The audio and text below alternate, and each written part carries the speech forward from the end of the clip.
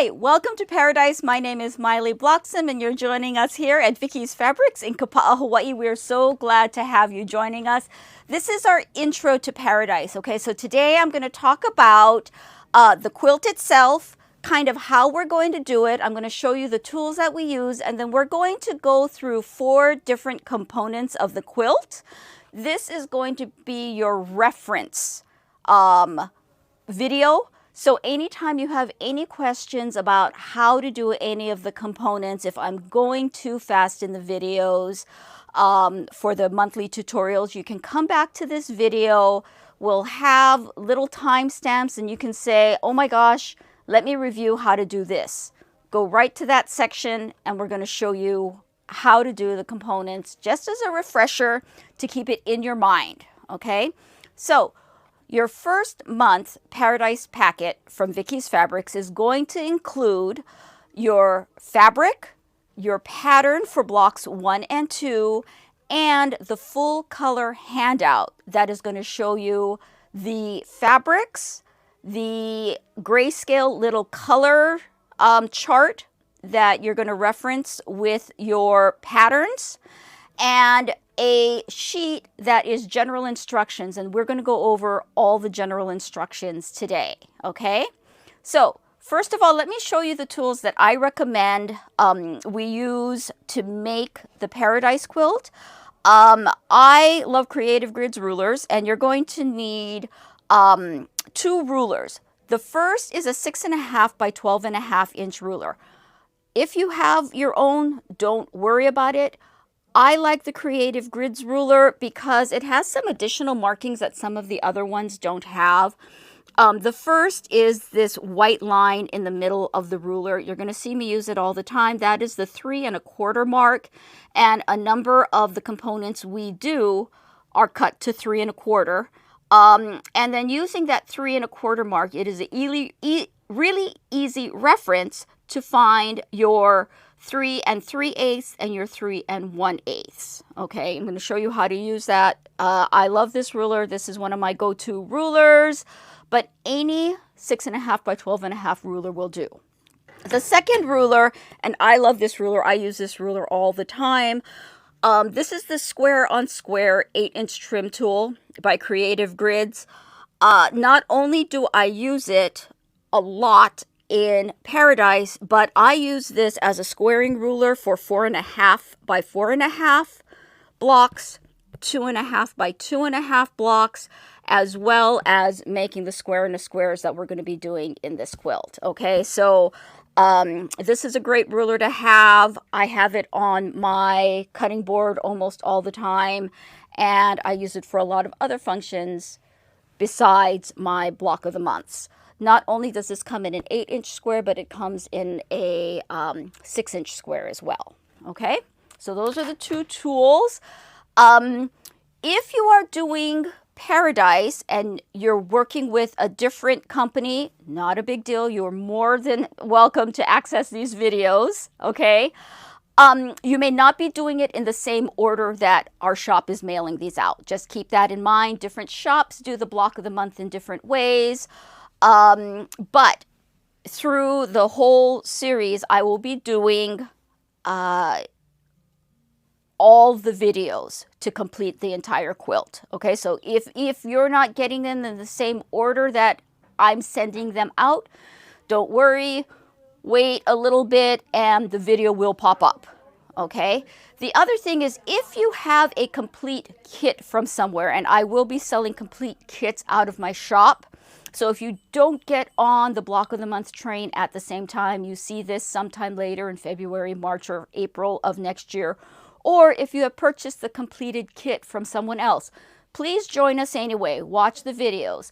I do recommend that if you have a complete kit, what you're going to want to do is cut your fabrics in 7-inch wide sections. Okay, because you're going to get, you know, 1.5 yards or 2 yards of fabric coming in at a time off of your roll, and you're going to be cutting like 1 3 1/4 inch square. Cut a 7-inch strip, mark on that fabric what number fabric it is, and you'll be able to cut components off of that as you go along When you use up that strip of that color, cut another 7-inch strip. I've been doing Wing and a Prayer kits for almost 5 years now. That's the method that I use because I get the complete kits to do my sample, and I have never run out of fabric. Okay? If you're worried about running out of fabric, and or if you make a mistake, okay, and you're part of my Block of the Month program, couple of options. You can pick up a fat quarter bundle and have, you know, fat quarters to help you get through a miscut. The other option is just give us a call. We have fabric available, and we'll be able to send out fabric to you to make up for those boo-boos. Okay, so don't panic. We're with you the whole way of the program throughout the whole year. So let's go and look at some of the first tutorials. Okay, we're ready to start our flying geese. So when we are doing flying geese, we are going to start with 2 squares. Per our pattern, we're going to have a large 5.5-inch square that we're going to cut on both diagonals to make triangles. And then we're going to have a 3 1/8 inch square that we're going to cut in half to make the 2 sides of our goose. Okay? So when we sew these together, we're going to match this bottom corner. We're going to flip that over and do a seam. Now, when we do this seam, we are going to press out. Okay? So towards the triangle. We're going to sew our other side of our goose on there. You're going to sew from the bottom up. And when you do that, you're going to have this allowance on the top. Now, we pressed out to one side of the triangle, light triangle. This one, you're going to press in towards the large triangle, so the seams are going in the same direction. Okay, so this seam goes here, this seam goes there. We pressed out, and now we're going to press in. So after we do these, we have to square these up to 2.5 by 4.5. There's a number of ways to do it. I like to take my square on square 8-inch trim tool for my first cut. And my first cut is actually to line up these black lines on the 4.5-inch piece square. So I always call this the piko. Piko means belly button in Hawaiian. So this is the center of your square. You're squaring from the middle. The piko mark is going to be right on that tip of that triangle, and the diagonal marks marking the diagonals of the 4.5-inch square are going to be lined up on the V of that flying goose. And you're going to make this first cut. Okay. I have found that I'm going to turn this around and now just drop that into my 4.5 by 2.5 on my regular ruler. You're going to note that from the tip of that triangle to the edge of your ruler, it's proper 1/4 inch seam, and this edge falls right on that corner. So that is how you square your flying goose. I'm going to show you it again. Okay? So you have a sewn flying goose. You have one side pressed to the outside triangle. You have the other side pressed inside the large triangle. So these are offset. You're going to have the goose here. I'm going to take my square and a square ruler. I'm going to drop that right on the point. I'm going to line up these lines on the triangle. Now, if these are not exact, if these are a little wonky, what you do is you shift this slightly so that these points are equidistant from the edge of your triangle. Okay? Sometimes you can get a little wonky. it's okay.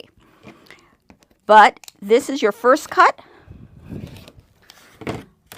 And then I'm going to take my other ruler, find the 4.5 by 2.5, put that right on that corner, line up across and down. This point should be at 1/4 inch from the top, and then I'm going to trim. Now, the reason we offset these like this, okay, is if we have to sew these 2 points together, these seams will butt and you will have very little bulk in this point because they are opposites. Okay, so that's the flying goose. Okay, now we're moving on to half square triangles. Okay, we love the half square triangle. Anytime we're working with a triangle, this seam is on the bias, and that means that it's stretchy. So when you do half square triangles 2 at a time, you're starting with a square, and it helps mitigate that bias and moving around. So we are going to start with 3¼ inch squares to make 2 half square triangles. These are oversized, and we're going to trim them down. We have 2 fabrics, 1 on each side. I am going to mark the middle by going from corner to corner, okay? And then from here, I'm going to sew a seam 1/4 inch on each side of that middle marked line. So when you have 2 of these, you're going to get 2 half square triangles when we cut them in half. Okay, so I'm going to cut that in half. This is what we get when we open them up. So from here, we are going to have to square these to 2.5 by 2.5. This is another time that I like to use my square on square trim ruler, because I use this little corner, which is the 2.5 by 2.5, and I line it up the diagonal right on that diagonal line to trim. Turn it around, drop that right in that white line, 2.5 inch by 2.5 inch, and I'm going to trim that off. So that's how we make our half square triangles. We are doing a square in a square. So the square in a square is a square piece of fabric, and it's going into 4 sides, and then we're going to trim it down.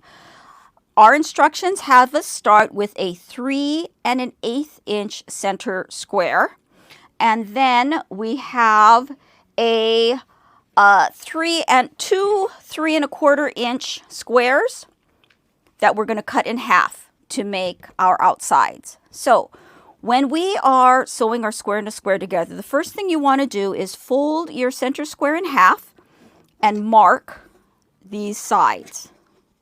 Okay, so make a little mark on the corners, that's halfway. And then I take my side triangles and I'm going to fold it in half.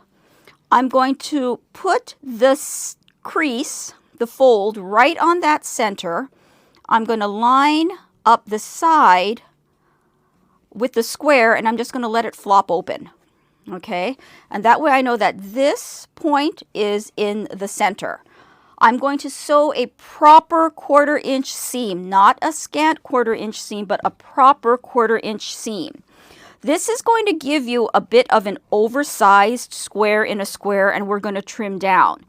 The trick to getting a proper square in a square is to have your center cut properly at 3 1/8 and doing a good 1/4 inch seam. Okay, so you're going to sew these 2 sides, and then you're going to press them open, and then you're going to repeat that by folding, marking the center, and doing your triangles again in this direction.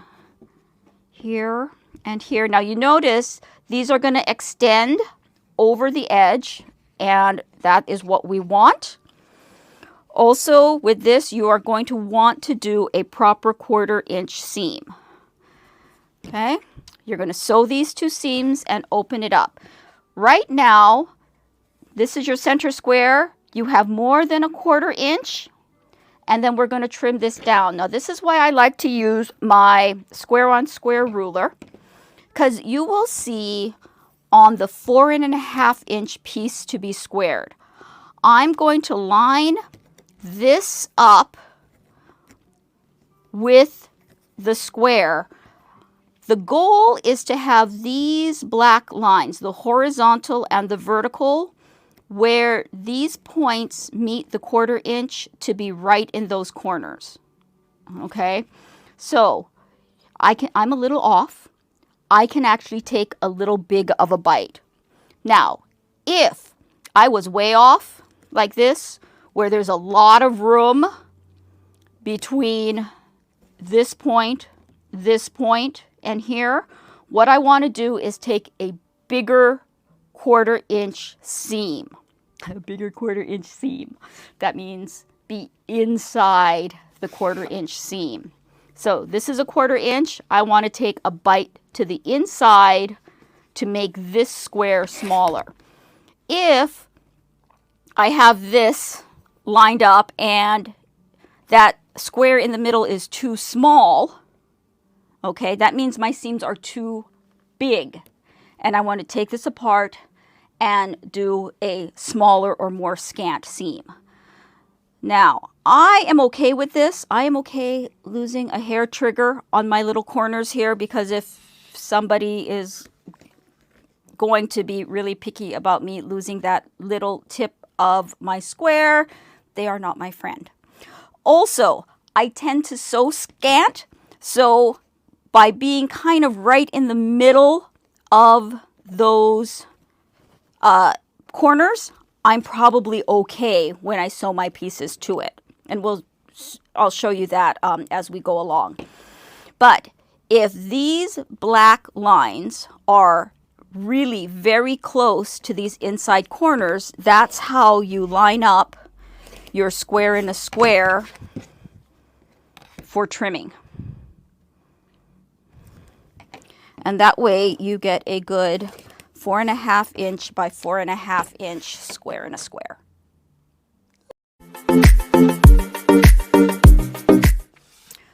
Okay, so this is a demo on how to do the hourglasses for the Paradise Quilt, but you can do hourglasses either 2-color or 3-color this way. This is going to be a 3-color hourglass. 3-color hourglass means there are 3 different colors in the hourglass. Okay, let me get a final. Here we go. This is our final. 2 of the sides are going to be in the purple. The top is going to be in the dark blue, and the bottom is going to be in the light. Okay, so we are going to start with 6-inch squares, and I have 2 purple squares, 1 blue square, and 1 white square. Okay, so you're going to take a purple and a blue and a purple and a white. You're going to mark the center and sew a seam 1/4 inch on either side, and then you're going to cut that in half. So I'm going to do that really quick. Okay. Ta-da. I'm going to cut that. Now we are not going to square these, but we are going to press these open. I press to the side that is got 2 of the same color. So I'm going to press to the light purple in this case on both sides. Okay. So you've got now 4 half square triangles. You got 4 of these because you got the other sides here, right? Got the other sides, but we're just going to do this one for now. I'm going to take this and I'm going to place the purple on opposite sides. So purple on the top and purple on the bottom. I'm going to wiggle these so that these seam in the middle is butting up against each other. And here I'm going to mark the center, and then I'm going to sew 1/4 inch on either side before cutting that apart. So I'm going to mark, sew, and when I sew and open up this side, I'm going to have a hourglass. See how that looks? And I'm going to have 2 of them, one on either side. So when you start with 4 squares, you're going to end up with 4 hourglasses. And then from here, again, using my square and a square trim tool, I'm going to line that picot up with that center X before I'm doing my trimming to 4.5 inch by 4.5 inch. Okay, so that is the 3-color hourglass.